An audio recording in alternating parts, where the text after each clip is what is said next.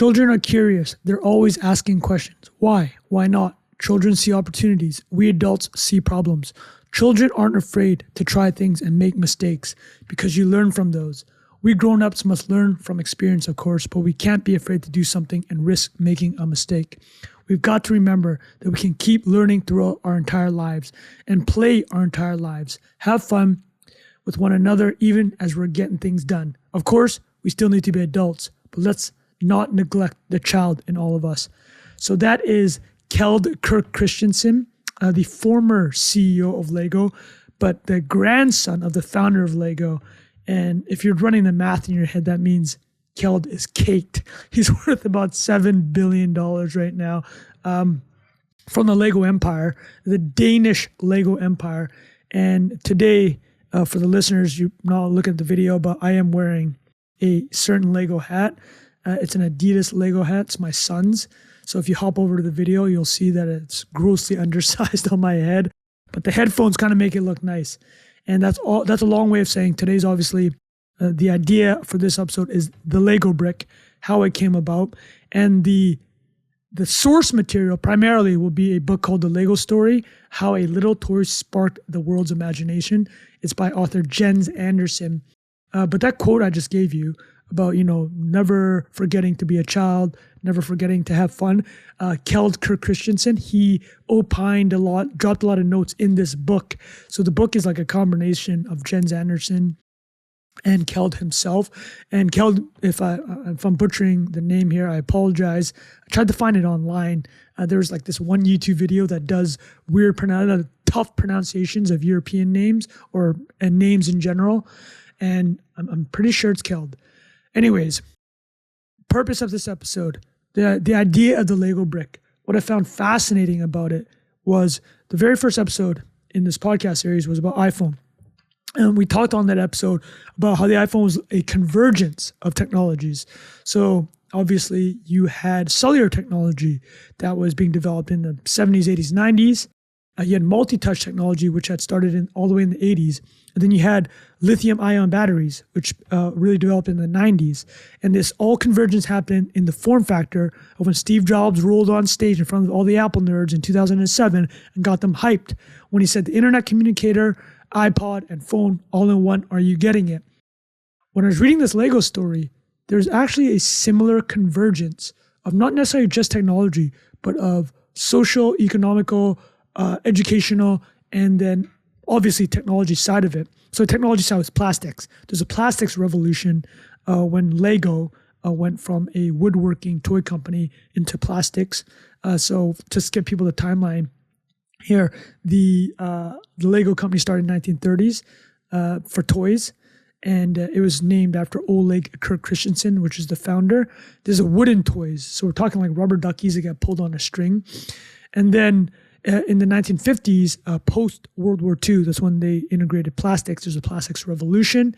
And 1958 is when Lego patented their famous brick with the studs. So I'm pointing at my hat here because it has that famous Lego brick, the 2x4. So you have the 4 kind of notches on the top, and then there's the cylinders on the bottom that give you that clutch power. So it's 1958. 1960s, you get the wheels and the motors. The minifigures actually don't come until 1970. Technic, which goes pretty hard, is 1980s. And then licensing, Star Wars, Harry Potter sets, and is in the late 90s, early 2000s. And that same past 2 decades, getting us up to this episode, a big thing is Legos jump into all types of media, film, TV, video games. But all this goes back to the 1950s, and I mentioned the iPhone. The convergence here was basically you had greater awareness of education for children in the 30s and 40s. You had the plastics revolutions in the 50s. And then also post-war, people wanted to literally build, because you're rebuilding Europe after a continental war. So, well, world war technically, but the continent was obviously destroyed. We'll get into that. So the Lego brick, some other details I'll drop before we go from the timeline starting at the beginning, is Leggot. So that is the Danish word. Lego comes from Leggot, and that means play well. Later, just by coincidence, they found out legat, essentially in Latin, meant gathering. So gathering the bricks together. Now, what I love about this Lego story, and the reason why I'm wearing my kid's hat, and listeners, you're not seeing it, but behind me, I had a number of Lego vehicles, all made by my son. He's obsessed with Lego. And these are like, credit to him, these are like 18 plus vehicles. So I'm pointing right now. There's the DeLorean from Back to the Future. That one slaps. They got the wheels that go up. And they even have that little thing where you put the banana in the back to give it the extra power, the fusion power. And then I'm pointing up here. Where's my finger? Yeah, that's the Land Rover Defender. All right. So he got that kit from his grandma. That's an expensive one. I'm like, oh, this is pricey, but they gave you so many accessories. I'm like, it kind of makes sense. And I'm pointing here, but I'm not going to turn the camera. That's the Titanic. My son, like preschool, did the Titanic. That's a 9,000 piece brick. I'm going to give myself some credit here because he did 90% of it, but there's a lot of replication in the Titanic because you're building the floors over and over again. So he'd do it just to know how to do it. And he'd be like, Dad, finish this. And then he'd bounce and then leave. And then I have to come back and I finish it. I didn't finish it. He'd yell at me. Well, not yell at me. I just had to, I had to finish it. But this episode's got me excited because my son's obsessed with Lego. The education part's huge. I don't give advice. I'm not an advice giver, okay? But if somebody asks me, do you have any parenting advice? I say just get your kid into Lego if possible. It's not cheap, but nothing you do as a parent is going to be cheap. And you can also think of it as a kind of babysitting element. If your kid gets really good at Lego, you can look at a kit and be like, how many hours will it be to do this kit?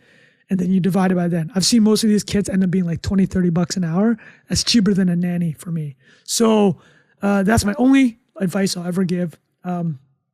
Unless I gave any in the previous episodes. If I did, apologize. I'm not an advice guy. So Lego, just some quick numbers before we jump into history. It is the largest toy company in the world. So I got these figures here. Lego does 10 billion about in 2023. And then you compare that with Mattel's about 5 billion. Hasbro is 6 billion. Mattel does Barbie and Hot Wheels. Listen, I rolled with those when I was growing up, but not the most educational. And then Hasbro has Nerf, Play-Doh, Monopoly, and Transformers. Play-Doh is kind of tight, except for the smell. Not a big fan of the smell. And then actually, the second biggest toy company in the world is Japanese, is Bandai and Namco. They do like the Gundam, which looks like Transformers. They also do Power Rangers and Ultraman.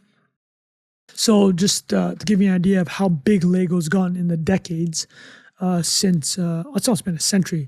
It's 1932 is kind of the official founding. Now, 1999, Forbes called it the toy of the century. It outdid everything I just mentioned. Barbie, classic teddy bear, Hot Wheels. My personal favorite, which wasn't mentioned in the Forbes article, Pogs. You guys remember Pogs? It was like these circular discs that you smash with a slammer. I have no idea why people liked it, but I liked it for a solid 10 days in like grade 4. So Pogs was my go-to. Now, some numbers around Lego, which are quite fascinating. So over 100 million children get a Lego box every year. 10 million adults get Legos. They're called adult fans of Lego. There's an acronym from them. It's called AFOL. I thought it was goofy when I was reading about it. Then I realized I've been going to these stores with my kid because I actually didn't do a ton of Lego in my 20s. I get it. Like these Lego sets, especially the Star Wars one, like that 10,000 piece Millennium Falcon, baller. I'm probably going to end up doing that with my kid one day. About 20,000 Lego employees. And listen, we got to shout to the Danish here. I think what's the population of the country? I think under 10 million. So they do Ozempic, which is the weight loss drug it comes from Novo Nordisk, which is the most valuable company in Europe as of the time of this recording. And they also do Lego. So manufacturing weight loss and then manufacturing toys. A lot of things going on in Denmark right now. And just give you an idea how crazy these Lego factories are. And there's Lego factories, I think 4 main ones around the world: Mexico, China, Hungary. We'll talk about those later. But one of these factories, they're doing 30,000 pieces every minute. They run 24 hours a day, about 25 billion bricks a year at current capacity. All time, they've done 600 to 700 billion brick pieces. And I think a decade ago, somebody ran the numbers, and like if you consider the Lego wheels, if you count those as wheels, it sounds like a bit of cheating, but they're the largest wheel manufacturer or tire manufacturer in the world, bigger than Michelin and bigger than Goodyear. Now, the last stat I'll do, and it goes back to the very beginning quote, but the idea of play and imagination, is if you take 6 of these 2x4 Lego bricks, which are indestructible, by the way, every parent here knows what I'm talking about. There's over 900 million ways to combine just 6 of those bricks. That's also 900 million ways for parents to step on weird structures and curse as their foot's bleeding. But that is neither here nor there. That's still a lot of imagination. Okay, so now we will get into how the Lego brick comes about, the history of it, and that begins with a gentleman named Ole Kirk Christensen. He was born in 1891. Now, his life prior to Lego as a toy company was as a journeyman carpenter. He built things such as window frames, kitchen furniture. That the book said kitchen furniture. I don't know what kitchen furniture means. Maybe chairs, coffins, boxes, wardrobes, and drawers. So in 1916, when he was 25 years old, borrowed a bunch of money from his family. And something we'll see in Ole's story, so the founder of Lego, is that he wasn't actually great with money. And him borrowing money from his family for the carpenter business was kind of like the first leg of him kind of messing up financially before obviously his later wins. But it's quite absent-minded on the business side, whereas manufacturing, creating the infrastructure to build things, very good at. Now, the canonical Lego story, and something that is very important for this podcast series, is the idea of quality. So when I was reading about Lego, the word quality comes up a lot. And if you think about these Lego bricks, every brick that is ever sold, any brick that's ever made, has to fit in with the other 600 billion plus bricks. So the number, which we'll get to later on in here, I think it's like 1/2 and 1,000th of a millimeter is as much tolerance as you can allow for differences between bricks. From an engineering manufacturing standpoint, that's a very, very high level of quality. And it reminded me of the Hermes story, where you have these craftspeople spending 20, 30 hours on a single bag. And if there's one flaw on like a Birkin, a single flaw, they'll just burn it and throw it away. And that craftsman-like story, I mean, this all comes from Europe. This is probably not a huge surprise, right? Denmark, and obviously Hermes is from France. And then we spoke about La Sagrada Familia a few episodes ago. I mean, that Barcelona, Catalonia, Spain, this European commitment to craftsmanship during these 1800s, very impressive. So the canonical story of Lego craftsmanship is known as, I think it's a wooden duck story, okay? And now Kjeld, the grandson of Ole, he's relaying this story. So when you hear him say granddad or dad, that's him referring to other generations of Lego owners. So here's what Kjeld says. You couldn't cut corners. My dad, so this is Ole's son, my dad got told off about that at a young age. One day in the 1930s, after they started making toys, Dad sent out a consignment of wooden ducks much faster than normal. He thought he'd be praised when my granddad, so this is Ole, heard what he discovered, that the ducks only needed 2 coats of varnish instead of the usual 3. He saved the company time and money, right? That's what Kjeld's dad is thinking, but this is what Ole says. Ole looked at my dad and asked him to fetch the whole consignment back from the station so that the ducks could get another good, thorough coat of varnish. The quality of the product and thus the satisfaction of the consumer meant everything to Ole. Now, the reason Ole started getting into toys, I mentioned he wasn't a great business person. So in the 1930s, this is during or the beginning of the Great Depression, the furniture, home building business, like he'd build churches, that kind of construction went on sideways. And Ole, founder of Lego, it wasn't called Lego at the time, but he wasn't great at hunting down bills. So like a church or a home that he was working on, they just wouldn't pay him. And he was and he wouldn't know, like he just didn't have the wherewithal, their business sense to just hunt down that bill. But fortunately for them, in the early 1930s, toys, much more affordable than a home, obviously. You got to keep kids occupied, especially during the Great Depression times. The toy business was a way to patch over this cash flow problem from not being able to hunt down the building bills.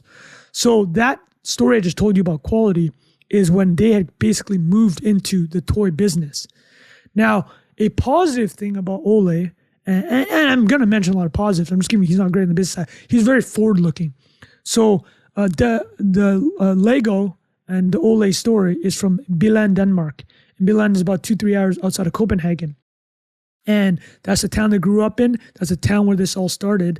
And Ole, he was one of the first people in the town to own a Ford Model T. So this is in the 20s, the car. He's one of the first persons decades later to own a television. So Ole is very forward-looking.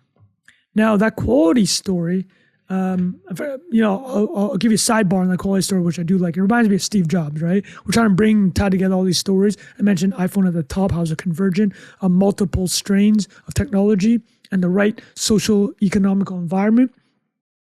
Well, this quality story with the duck reminds me a lot of the Steve Jobs drawer story.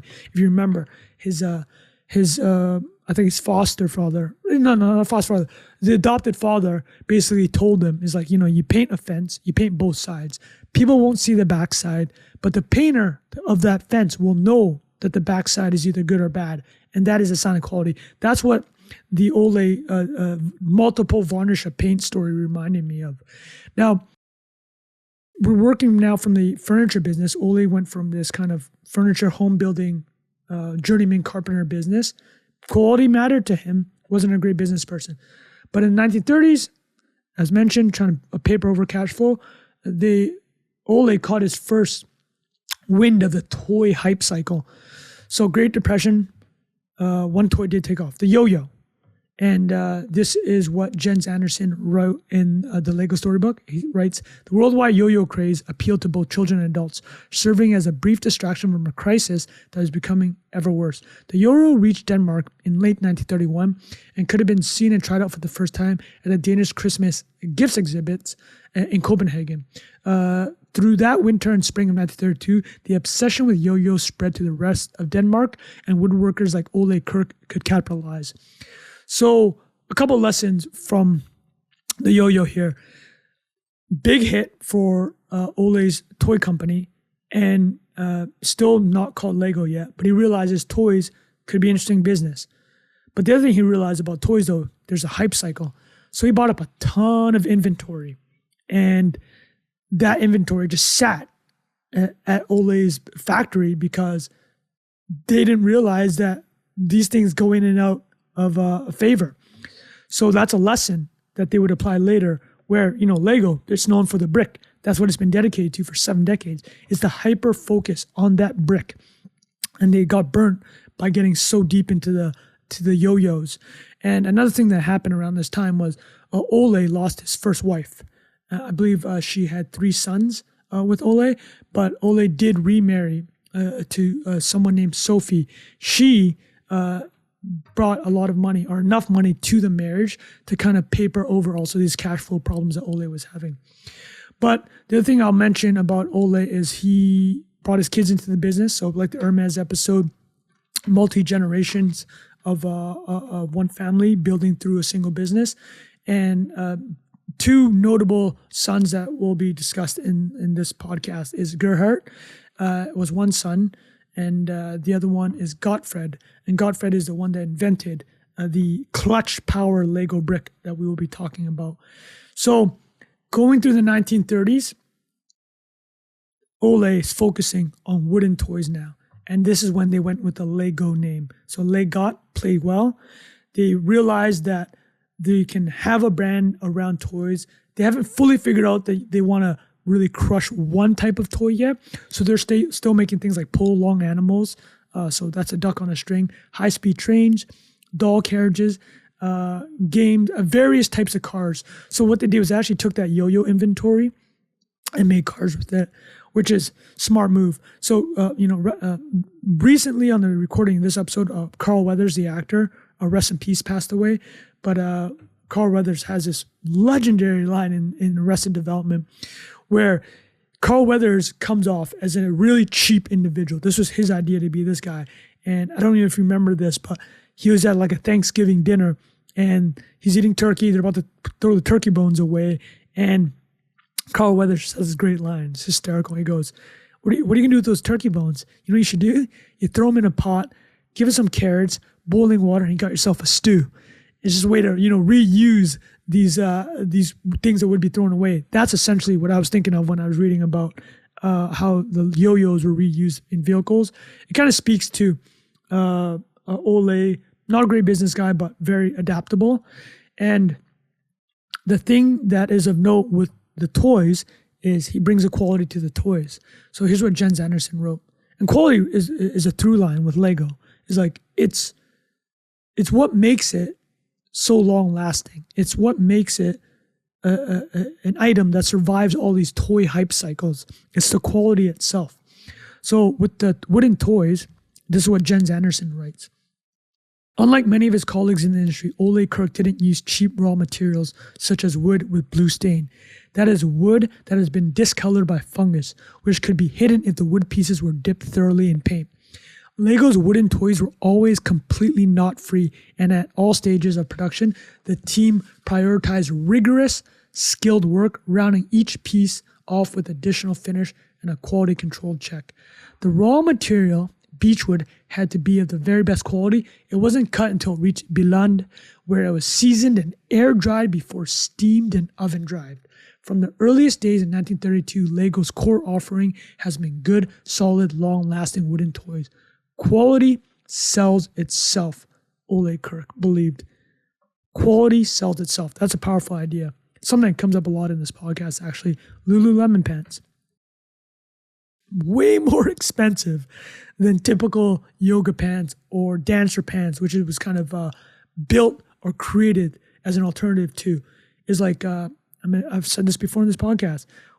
As growing up, a Vietnamese grocer used to tell me, buy cheap, buy twice. And something stuck in my head. And my wife actually tells me a lot. I'm a person that'll go to Costco and hit up that Kirkland, see what's happening in the Kirkland rack. But you buy cheap, you're going to be buying multiple times. But iPhones, Hermes, Lululemon pants, things we've covered on this podcast series, Lego's right in that vein. The quality sells itself. And I think an important element of this is the idea of time. You have to let the reputation of something compound, right? And the only way that can really happen is if it's high quality. If you're selling stuff that has easily replaceable, it breaks, you're not allowing, forget about the instant impact of, this is a cheap product, it sucks. Instead, the part is like, you're not even getting the chance to compound the mind share of that product. Whereas Lego, this is the history of it. And the Lego brick for 7 decades now, that thing's indestructible. The quality, every brick fits with every other brick that's ever developed. 600 billion bricks. Think about the compounding that's happening on that reputation as it's passed down through the generations. So the thing I'll note about what Jens is writing about the wood is he wrote, it was seasoned and air dried before being steamed and oven dried. And that's just hysterical. It sounds like they're making brisket. And but you know what? That's quality. So back to the Lego story, Lego World War II. This is where it gets interesting, actually, for the Lego company. So during World War II, Denmark occupied by the Nazis. Now, Ole was not a Nazi sympathizer. Later in the war, around 44, 45, he was actually helping hide weapons. British were smuggling weapons into the country, and Ole was working with the resistance to kind of hide weapons in some of the toy shipments. But we're going to focus more on the toy market in Denmark in the 1940s. You're thinking, hey, it's World War II. What toy market? Interestingly, because was occupied, but wasn't super relevant in terms of like Normandy, right? When the Allies invaded continental Europe, they went to France, right? That was the main point. And Denmark, up in Scandinavia, was not super strategic. So that country, during this period from 40 to 44, it was more like what parents were buying toys actually. And there was an import ban. No one was importing anything in Denmark. So whoever was manufacturing toys in Denmark at that time actually basically developed a massive market, and that was Lego. By the end of the war, Lego had become Denmark's largest toy manufacturer. And Ole, got to give a shout out. This is part of Lego lore. 1942, the entire factory burnt down in Billund. Ole was offered places to reopen in Copenhagen and other larger cities in Denmark. He said no. He told his children that he did not want to be open in large cities. He wanted the business to be spread across Denmark so everyone can benefit. Mad respect to that, by the way.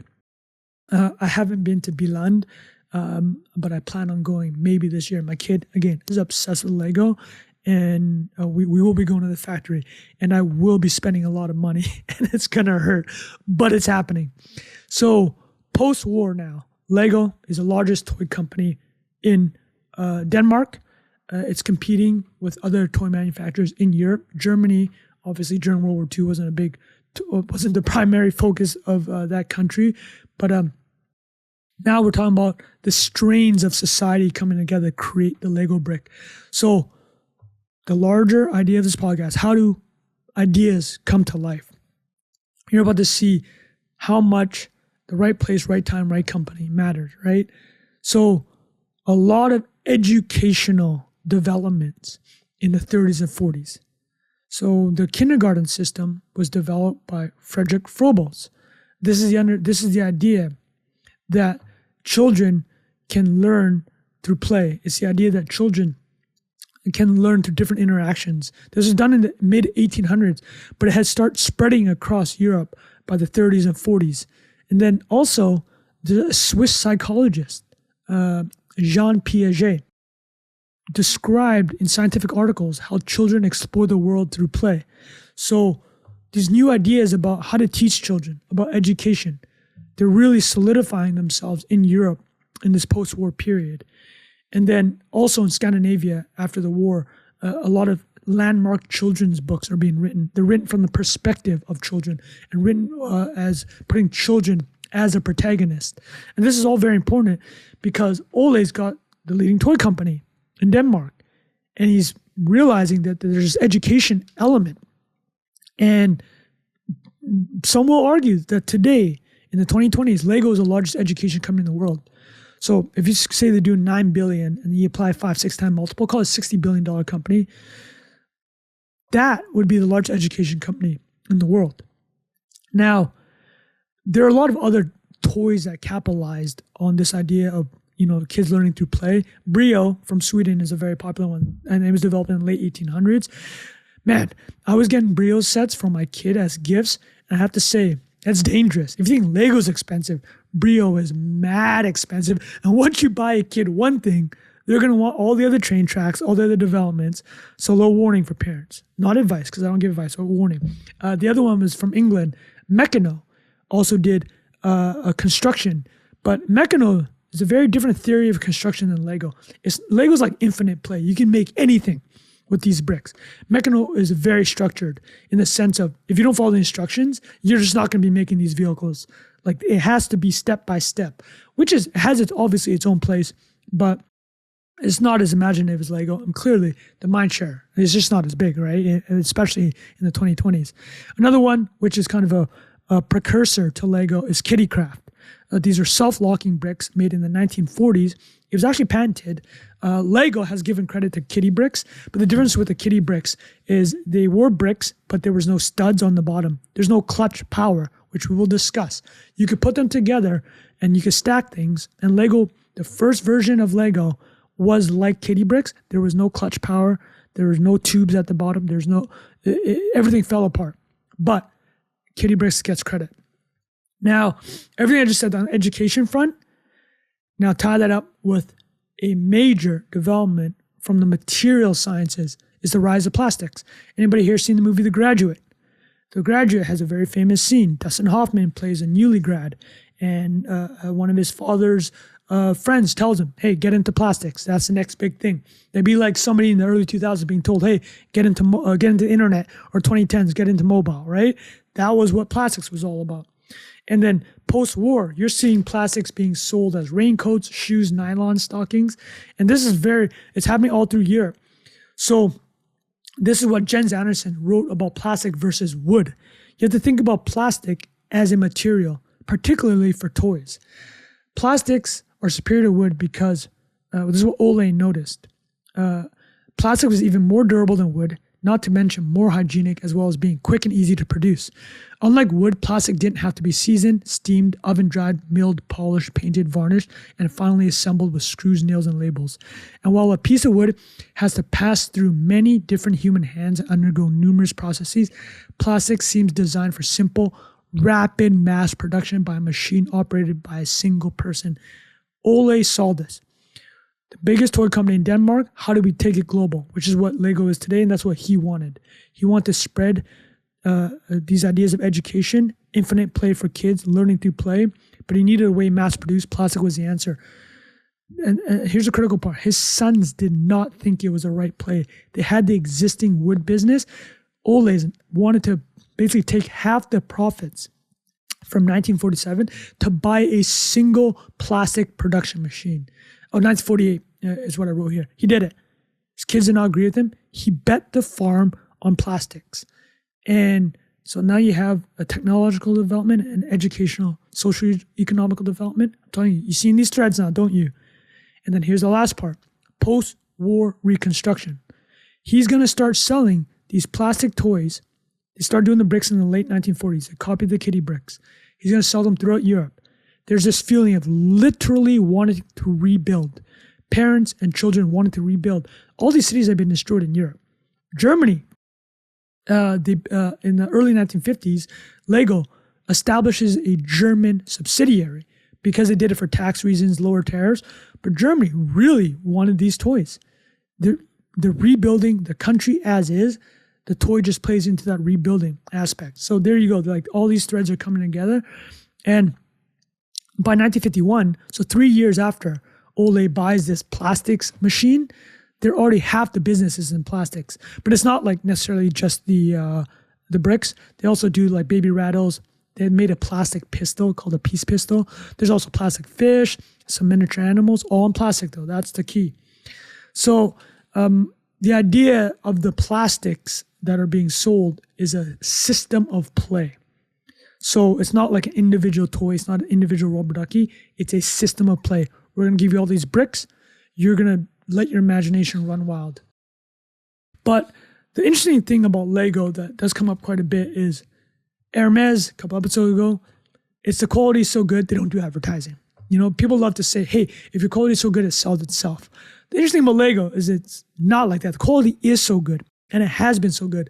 But for decades now, Lego, because it is selling a system of play, educational kind of toy, they've been spending tons of money on marketing, like high percentage of sales from the very beginning on educating the market. So I don't necessarily know what the lesson is here, but you know what? There is a lesson. You have to sell no matter what.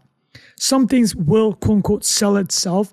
But at the end of the day, I think the most important things you just have to sell. And Lego is a great example. So I'm going to read to you one of the first ads that Lego ran to, I think this is in the UK actually, to explain what the Lego toy is. They're trying to frame it as this multi-generational system of play. So here's a leaflet explained by Jens Anderson. The leaflet featured a compressed, illustrated, multi-generational saga about everything that happened to one family after they purchased some Lego bricks. It all began on Eric's third birthday. This is a character or individual that they're framing as a protagonist of this ad. Eric got a box of Lego bricks and he built the first towers. This was followed by a few snapshots of family life. Then his sister Lean wanted to play with Lego too. And of course she built doll houses. By the age of 6, Eric was building large grand houses that turned into towns and streets with model cars, signs, and trees. Lene, his sister, was allowed to join in. Eric and Lene started building these towns, and then they built it together. Now, that's the first kind of one of the first pamphlets of these advertising, educating the market of what to do with Lego. I hear you now. Parents are probably getting PTSD. Once you get one kid locked into the Lego game, and this is the brilliance of Lego, the ease with which it passes through the generations, the meme it creates, everybody gets it. Imagine you're buying a gift for somebody. I know this because I've been going to kids' parties. Lego is one of the safest things you can buy. You're assuming the parents know how to play with that Lego. You're assuming that they probably have Lego in the house. So there it is. It's one of the hurdles of kids buying. The compounding that's gone on is insane. So over the past decade, Lego's revenue has gone from about 1 billion to 10 billion US dollars. That's the past decade. Sorry, that past 20 years. But they're only going to keep going exponential from here because of all that mind share, which we're going to talk about. And then 1958 is the key year here. We're going to cut through the decades after I tell you about 1958. This is when they made the Lego invention, the specific Lego brick invention. The one that I'm wearing on my head right now with that 2x4, that famous 2x4 brick. Here's Jens Anderson again. There was a stroke of genius in 1958.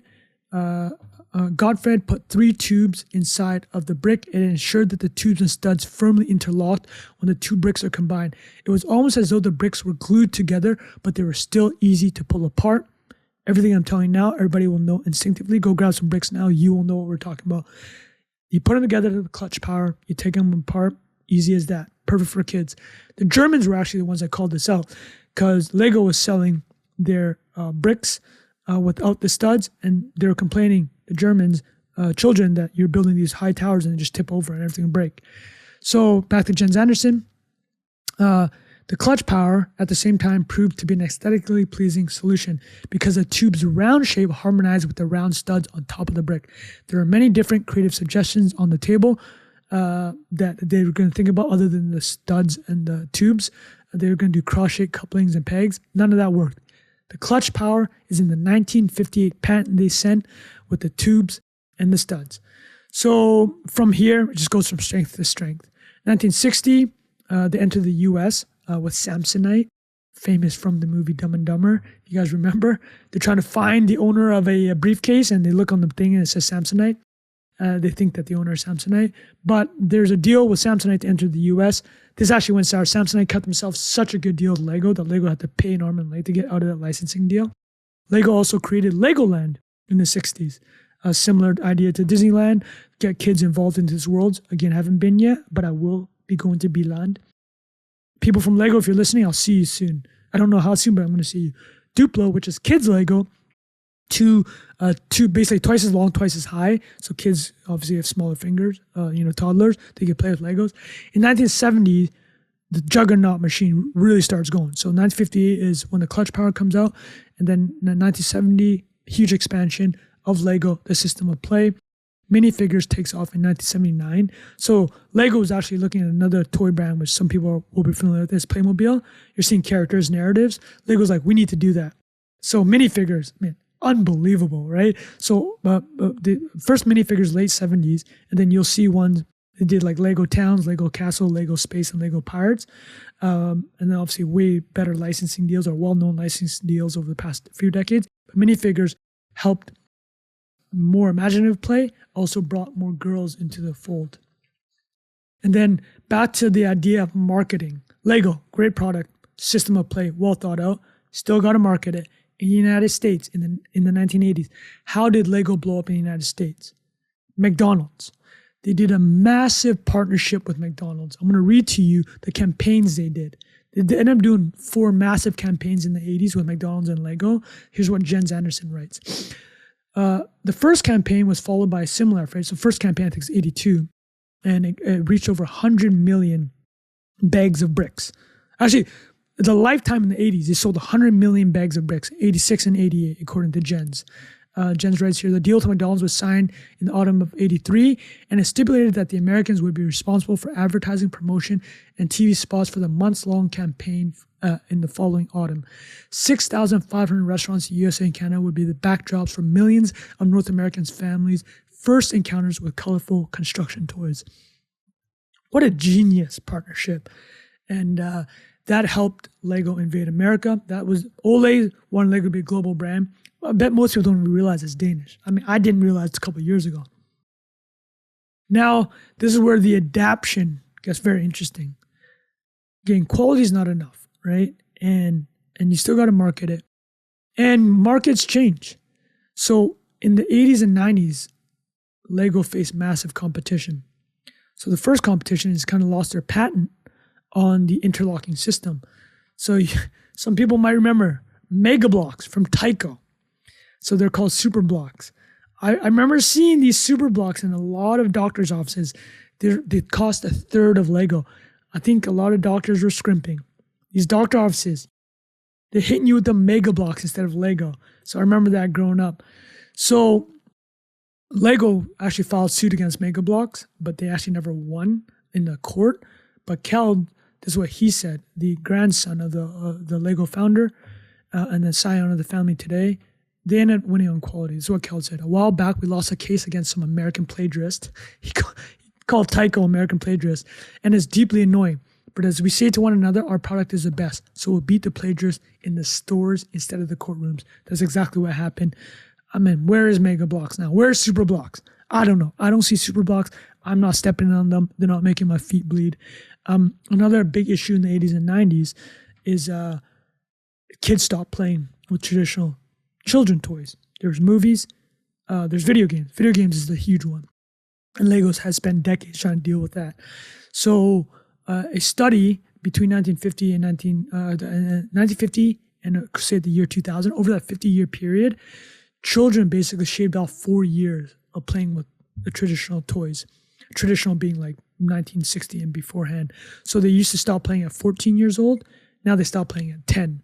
And I bet it's even sooner than that because of games like Roblox or Minecraft. But so Lego had to deal with this issue. And them dealing with this threat of the patents coming off and having competitors do their own version of bricks, and also just having kids playing games and watching movies. Here's an analogy. Reed Hastings, the founder of Netflix and former CEO, famously said on an earnings call in like the mid-2010s, is like, Netflix isn't competing with other streaming services or television. It's competing with sleep. This is the idea that Lego is going to... Lego's not competing with Hasbro or Mattel. It's like they're competing with basically kids' available time, or in a way, sleep, right? So they spent the 90s trying to stay top of mind. They had a really successful one. They did a partnership with MIT because you remember the idea of education for kids. So they created something called Mindstorm. And it was this advanced building where you had motors and electronic sensors, and you can control things via computer. So that was a pretty successful partnership. And then another very important one was in 1999, they had Star Wars. Now, historically, Lego would not do weapons. They did not want to do minifigures with guns. For Star Wars, they made an exception. And it's obviously really changed since then. But it started in 1989 when they did a very successful Lego Pirates series. So Lego Pirates probably had quote unquote bad guys as characters. You had angry faces, but that set the ground for when George Lucas released his prequel trilogies. 1998 was Phantom Menace. They did a partnership with Lego. And what people don't know with George Lucas is Anakin in the prequels is a child. And the reason that George Lucas, one of the reasons he wanted to do the prequels is he realized that Star Wars from the late 70s was when his first trilogy started. He wanted the children of those fans to be able to get into Star Wars. So that's why Anakin was a child. He told the story from young Anakin's point of view. And then partnering with Lego was very smart. They sold 50,000 sets on the first day. And that first year did $130 million.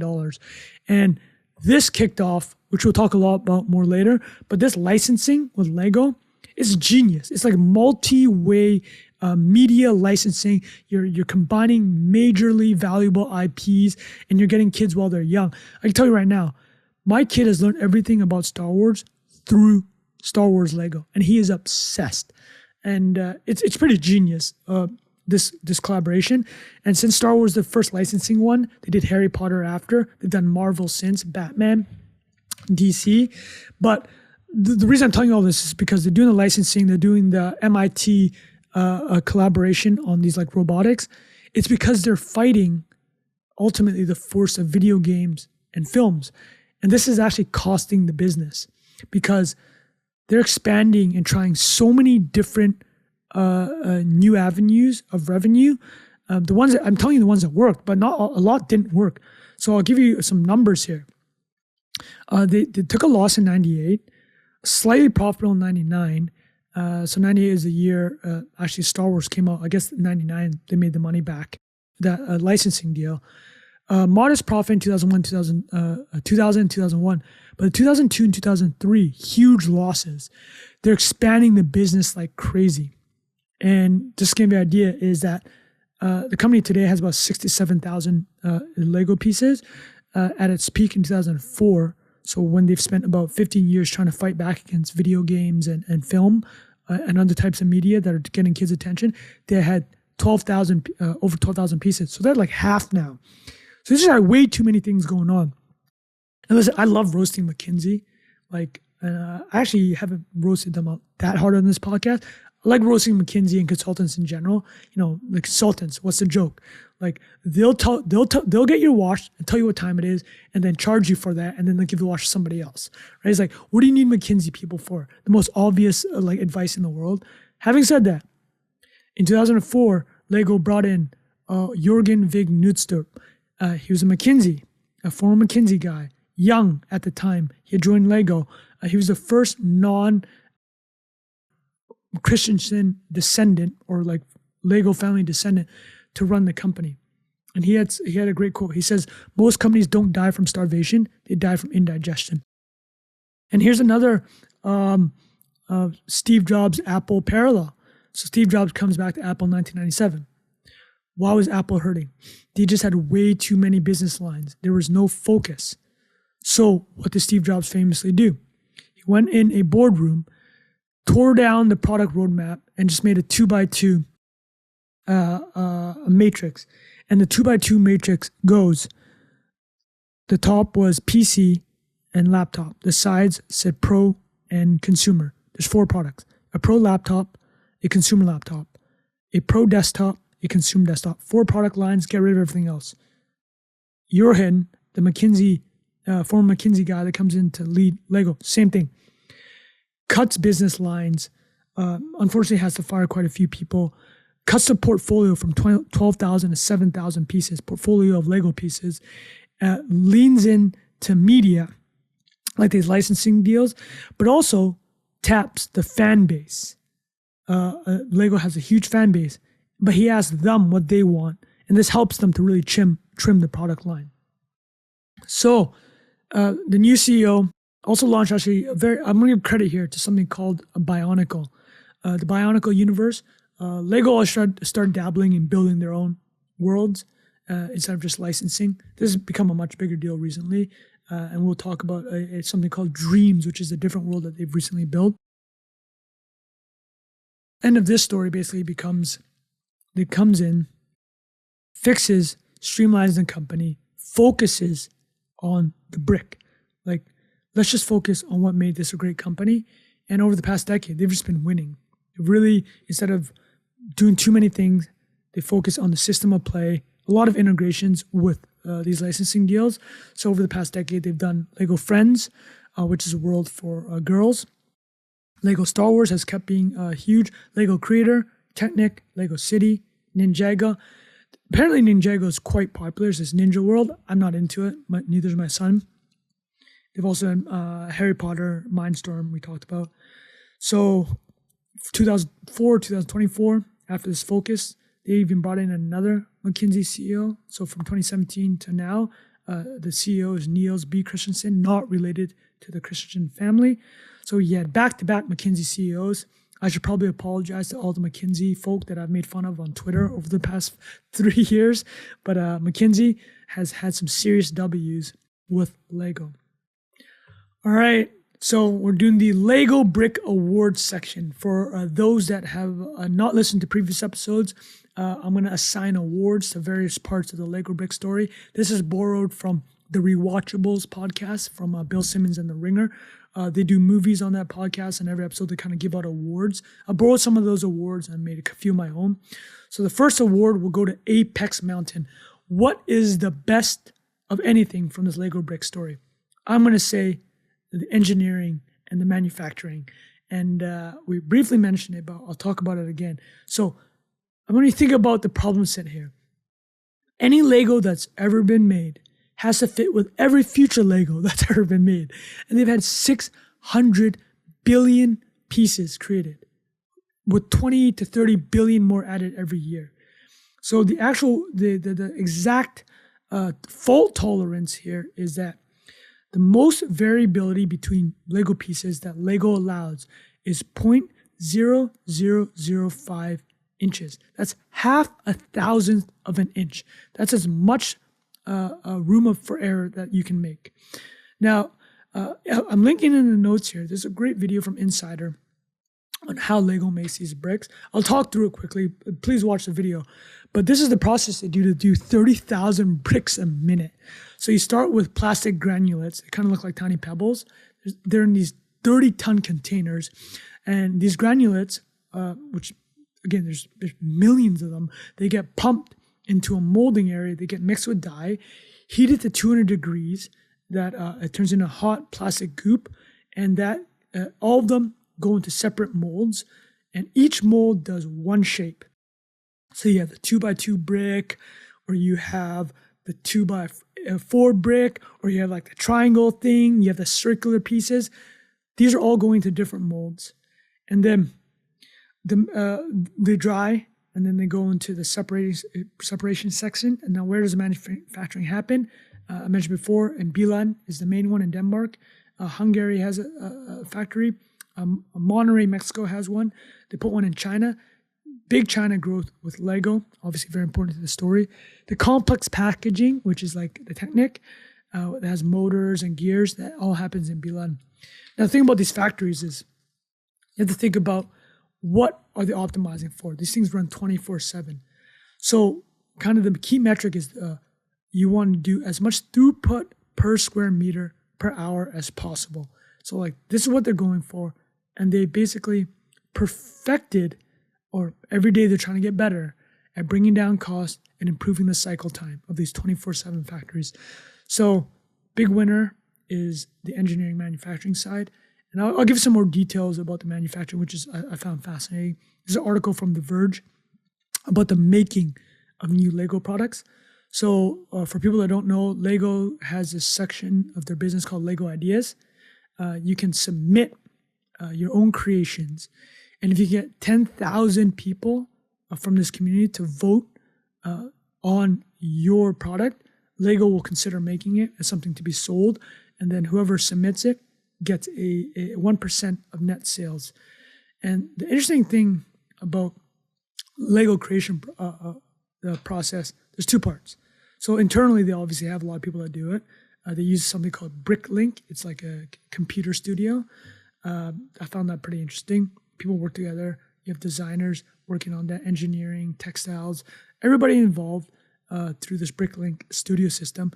But here's another piece. Remember how Lego's trying to control the number of pieces in general. You don't want it too complicated. If it's too complicated, it will affect the engineering manufacturing, which I just mentioned is Apex Mountain. It's one of the best in any industry. You don't want to make that too complicated. And you actually physically can't. There's only so many molds that you can make and produce at high volume. So internally, there's a whole economic system at Lego. It's known as frames. Frames are essentially the dollar unit for creating new pieces. Every year, a Lego designer is given, just say hypothetically, 5 to 10 frames. If they want to create a new brick or a new piece for a design they're making, let's just say, hypothetically, I'm looking at this video here, I have this podcast microphone. I want to make a podcast microphone for Lego, hypothetically. Let's say I have to make a new piece for this side of the podcast mic.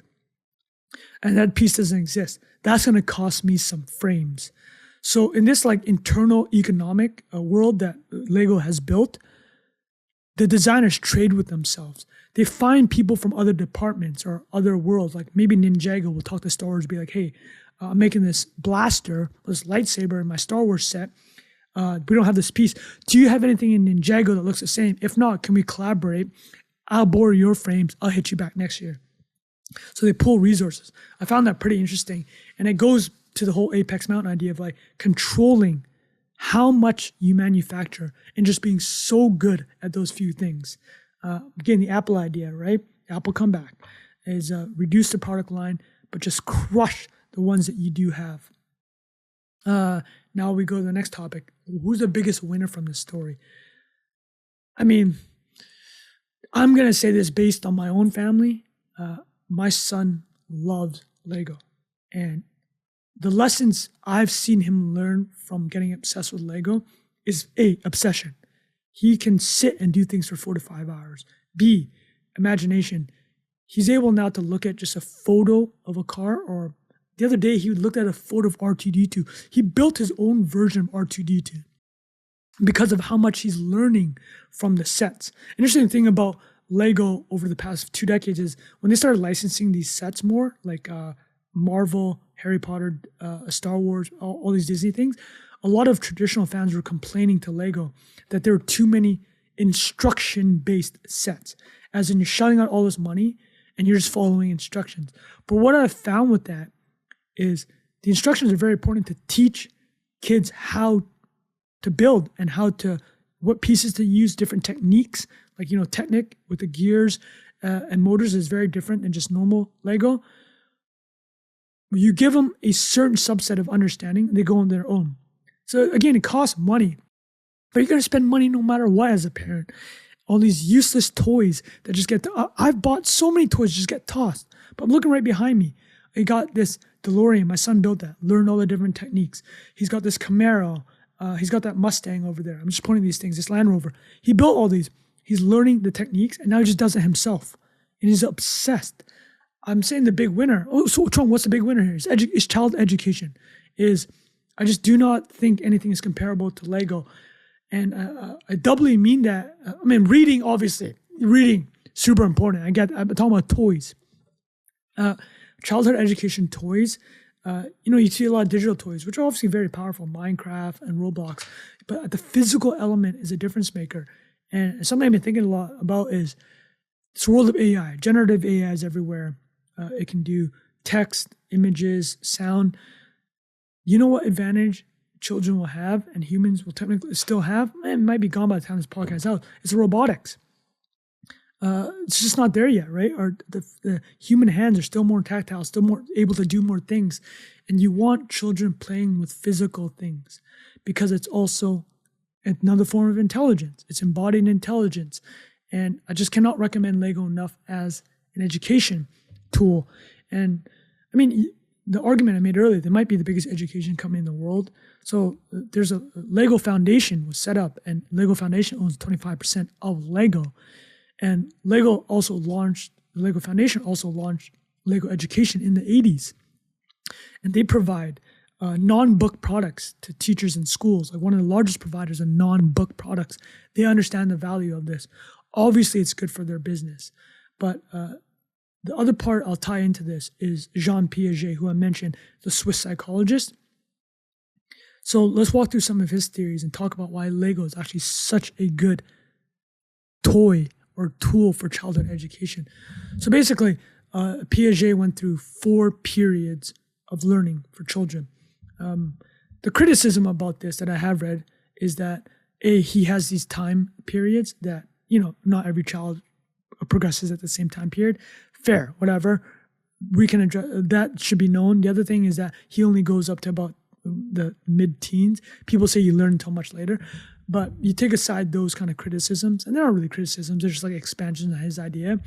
He talks about 4 phases. So the first phase is the sensor-remotor stage. And, young children explore the environment through senses and actions. So touching, looking, and manipulating objects, right? They're not reading at 1 year old. They're learning the world. And this is where Duplo comes in, the large-size Lego, allowing kids to put things together, feel the world. The next stage, so that's from 0 to 2 is a sensory motor. The next stage is pre-operational, that's 2 to 7. Children are going into symbolic play. And, Lego develops toys by age group. It'll be like Duplo, it's under 4. And then this next set is from 4 to 7. The next set is from 8 to 12. So Lego is developing where they're helping with the symbolism development. And then the next stage is concrete operational. This is age 7 to 11. There's more abstract thinking, more narrative, more complex instructions. Lego has that set for people, for children. And then the last stage is 12 years and up, formal operational stage. And this is actually really where you start building these hypothetical worlds. Lego has something for everyone under 15 from this phase. Obviously they have stuff for adults too, the adult fans of Lego, which matters to the company quite a bit. But if you look at Jean Piaget's childhood education theories, Lego is attaching itself to every one of these phases. So I don't know how closely they are thinking about that, but I'm sure it's in part of their logic train. Biggest winner is education. All right, the other big winner from the Lego brick story is content for kids. The amount of media that Lego has created. So the first film, the Lego movie, came out in 2014. And now if you go on Netflix, actually Disney has a lot, Disney Plus. There are so many Lego character films and television shows. And this is kind of counter to the education element, but they built this world where kids will watch Lego television and then go want to buy the brick sets. So it kind of goes together. To watch Lego movies, they're going to want to buy the brick set. To watch Star Wars, they're going to want to buy the bricks. Marvel, Harry Potter, want to buy the bricks. They've gone upstream and downstream. Like, they've taken IP that exists and makes people want the bricks and releasing new sets with new films, but they've also created the demand themselves by making television shows. So Ninjago, they built a whole universe. A more recent one was Dreams. So the world they created is DREAMZZZ. The Wall Street Journal has a great article. It's in the links about them creating Dreams. But what they realize is that, so Lego has about 2,100 people in the product team. And for all the quality they've done, everything we've discussed, they're still competing against video games. They're still competing against films and television and TikTok, all these other things, and Instagram, social media. So they do refresh about half of their portfolio every year. And this Dreams one, this new media world that they built, whereas you'd watch Star Wars or a new Star Wars film and want to buy the set, they're creating where they don't want to have to pay out all the licensing, right? So Dreams is, they created a 20-episode show on Netflix to drive the demand for the toy. And apparently they had over 100 million views on YouTube, and from separate little clips from the show, the Netflix crushed it. And they're creating their own IP to try to get away from paying up to like a Star Wars and Harry Potter, which has been very profitable for them. The thing I didn't mention is, and the margins that Lego has is unbelievable. So Lego's margin, their profit margin is 28%. Compare that to Hasbro, 7%, or Mattel is at 12%. I mean, Lego's profit margin is higher than either LVMH, which is 27%, or Ferrari, which is 24%. That's from Charter. And when you think about that, so even though they're killing them with margins, they still don't want to pay too much out of licensing. If you create your own worlds, you can win and own all the margin. But they spent a lot on the Dreams. It was a TBD if they're successful with it. But it's just the idea of like the amount of media that Lego has for people to consume. And even like, forget about the ones they create. I think there's over 1 million like how to do it or here on my own Lego creations, user-generated content on YouTube. Lego is just a media machine. A little bit counter to the education element because you don't really want your kids spending all this time on YouTube or watching videos instead of playing. But the Lego integration with media, which has been very important for them to be able to compete with all these new types of childhood distractions, very important. Now, what's the biggest loser from the Lego story, the Lego brick story? I'm going to go here. People will get this. It is expensive. So I'm just going to be fair on that. You get sucked into the Lego universe. It's like, if you're a parent, you never bought Lego, and somebody gifts you your kid a Lego set, you're done. You're got. You got. I think it's worth it. I just told you why I think it's worth it, but not everybody might agree. The other one is parents having to clean up. These bricks are such a menace. You step on them, the pain level is unreal because they're indestructible. We talked about Apex Mountain, the engineering on these things, they're indestructible. It's that 200-degree plastic mold that hits you up.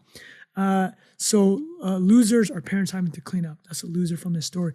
But I got to give credit to my wife here, because when I said my son has this imagination, he's able to build like R2-D2 just by looking from it, it's because my wife has individually packaged drawers for all of his Lego pieces. It's like a 4x10 plastic drawers, and she will just put pieces and by color coordinated pieces, large, small, medium, by color. And my son is able to pick it. My wife was spending 30 minutes an hour during one period, and she's pretty frustrated by it. So my son had to get more cleaning up. So the other loser here, parents cleaning up Legos.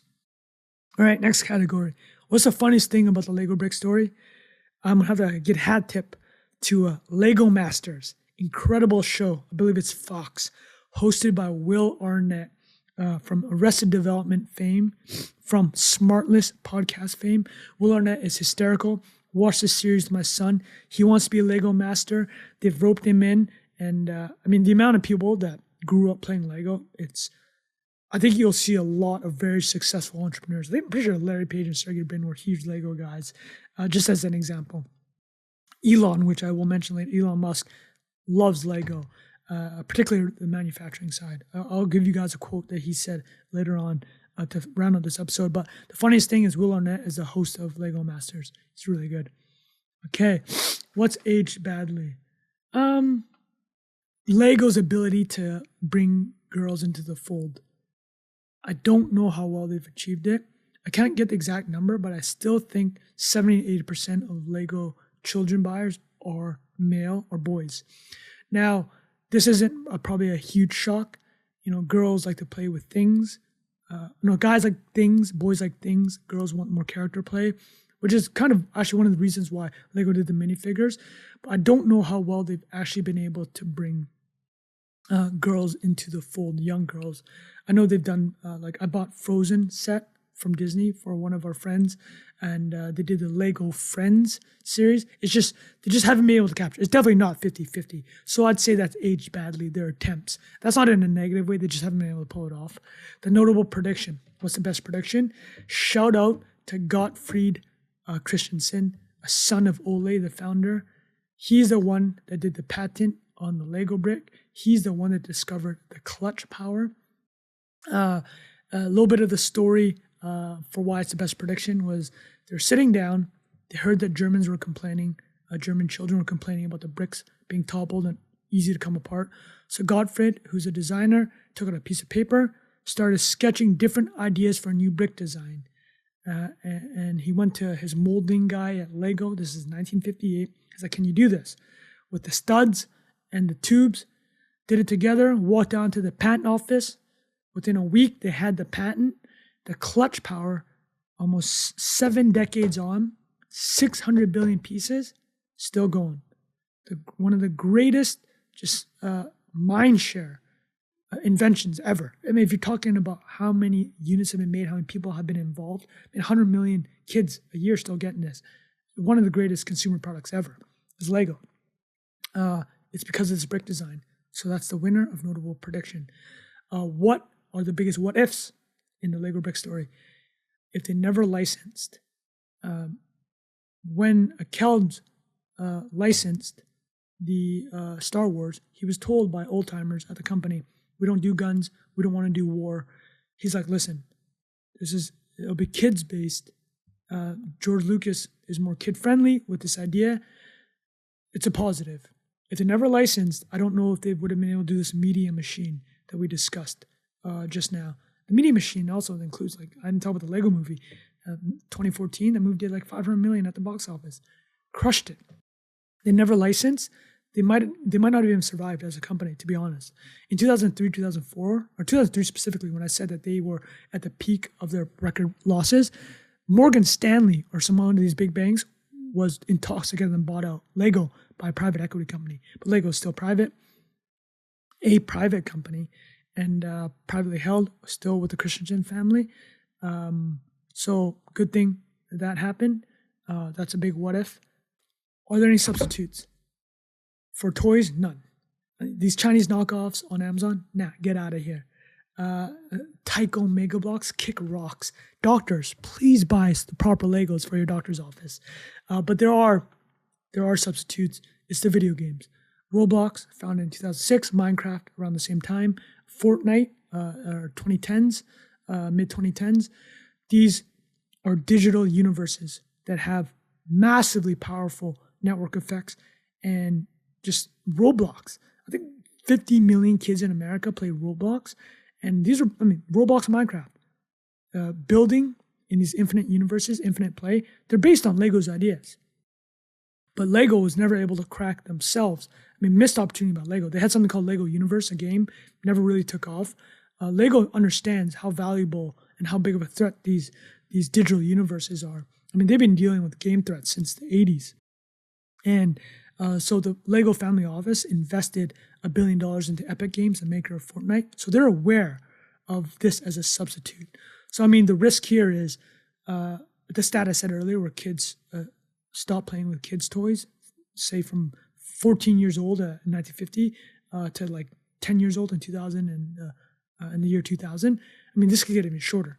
They might stop playing age 6, 7, 8 and playing the digital things. I don't think that's great. I think kids should be doing a lot of physical, like literally Lego. So that's another thing I can't suggest enough. It's like you don't want digital encroachment in your kid's life so early and for so long. So that's the end of the categories. We'll go to 3 lessons. What is the biggest lessons? I got 3 of them. The first one is focus. When the McKinsey CEO came in mid-2000s, turned around the business, Jürgen Nudstup, he said, most companies don't die from starvation, they die from indigestion. The other thing he said in an interview I saw was that, Lego wants to do one new thing every 3 to 5 years. They want to add an adjacency to the business every 3 to 5 years. In the 90s, when they're competing against movies and video games, or trying to catch up, or trying to protect their business, they're doing 3 to 5 things a year. So we mentioned the Steve Jobs thing is the focus, the 2x2 matrix. Just really zero in on what the company's core competency is. And this is for any idea, is you don't want to spread your idea too thin. You want to focus on the idea. It's the Lego brick. It's an infinite play. It's a system of play. So Lego went back to its roots, asked its fans what they wanted, and then started creating those things. And that turned around the business. The second lesson, I just touched on it, is about the physical world. I think Lego is just so important to have that physical play. Intelligence, embodied intelligence. It's not just what you read, what you watch, what you listen to. Physically, can you build? Can you make things? Can you create things with your hands? Extremely important. The last lesson is kind of like the Hermes lesson about quality and time, because they kind of go hand in hand. As in, if something is of quality, it will last a long time. It lasts a long time. It builds mind share, right? You have this unique identity, and because it goes through time. It's the Birkin bag, the Hermes saddle stitch. That's gone almost 200 years now. People understand the value of that. They understand the quality of that. Lego bricks the same. It's like people see a Lego brick, they understand it'll fit with anything else. And we talked about the fault tolerance of 0.5, half a thousandth of an inch is their error rate, is what they'll allow in a brick. That's quality right there. Indestructible, that's quality. And I mentioned earlier, I'll finish with an Elon quote, because Elon wrote this email to Tesla employees during the Cybertruck development phase. But the reason he wrote it is because he knew and knows how important manufacturing quality is to get a product out the door. And he does SpaceX, right? He's making freaking rockets that land in barges in the middle of the ocean. And he brought up Lego as an example of engineering quality. So this is what Elon wrote to Tesla employees. Due to the nature of Cybertruck, which is made of bright metal with mostly straight edges, any dimensional variation shows up like a sore thumb. All parts of this vehicle, whether internal or from suppliers, need to be designed and built to sub 10 micron accuracy. That means all part dimensions need to be the third decimal place in millimeters, and tolerances need to be specified in a single digit microns. If Lego can do it at very low cost, so can we. Precision predicates perfectionism. So there it is we talk about the multiple varnish of paint on the rubber duck story at the beginning of this podcast as the idea of quality for Lego. We're ending with Elon talking about the Cybertruck. It's like quality is quality. Lego is the bar for quality. And I think that's a massive lesson. Creating a lasting brand, you bring an idea that can last a long time. The commitment to quality is extremely important. So we'll wrap that episode. Get the book, The Lego Story by Jens Anderson. And appreciate all you listeners. We got some more coming. I really like the comments on previous episodes. Love the follow-up questions. I will be addressing as many as I can. And if you could leave a review for this podcast or share it with your friends if you learned anything, if you had a laugh, if you look at my goofy hat on my head right now and thought it looked funny, if you share that, I would love that. And look forward to the next episode. Thank you all.